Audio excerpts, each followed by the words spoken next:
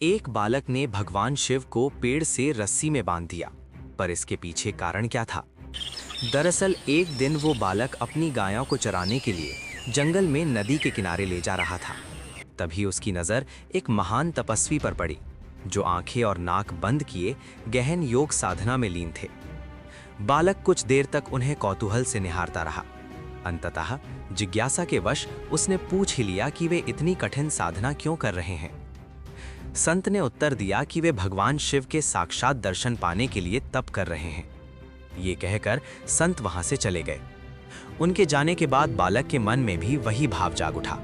उसने निश्चय किया कि वो भी उसी प्रकार साधना करेगा और आज भगवान शिव के दर्शन करके ही रहेगा। उसने आंखें बंद कर लीं और नाक को जोर से दबा लिया।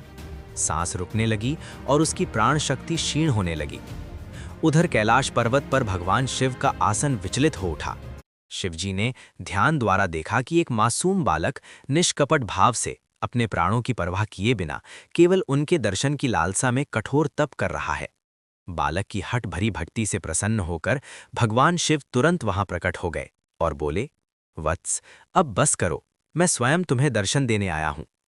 बालक ने आंखें बंद रखते हुए ही पूछा, आप कौन हैं? भगवान शिव ने कहा, मैं वही शिव हूं जिनके लिए तुम इतनी कठोर साधना कर रहे हो। बालक ने आंखें खोली, लेकिन उसने भगवान शिव को पहले कभी देखा नहीं था, इसलिए उसे विश्वास नहीं हुआ। सत्य की परीक्षा लेने के लिए वो तुरंत एक रस्सी ले आया और भगवान शिव को पास के एक पेड़ से बांध दिया। फिर वो उसी संत को बुलाने दौड़ पड़ा। संत जब वहां पहुंचे तो उन्हें कुछ भी दिखाई नहीं दिया।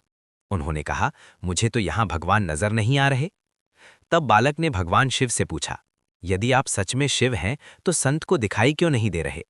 भगवान शिव मुस्कुराए और बोले, जो भक्त निष्कलंक, निस्वार्थ और सच्चे मन से मुझे स्मरण करता है, मैं उसे अवश्य दर्शन देता हूं।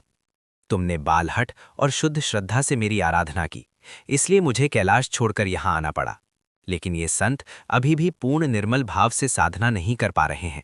उनके मन में अभी स्वार्थ और भटकाव है, इसलिए मैं उन्हें दिखाई नहीं दे रहा, पर तुम्हें साक्षात रूप में दर्शन दे रहा हूं।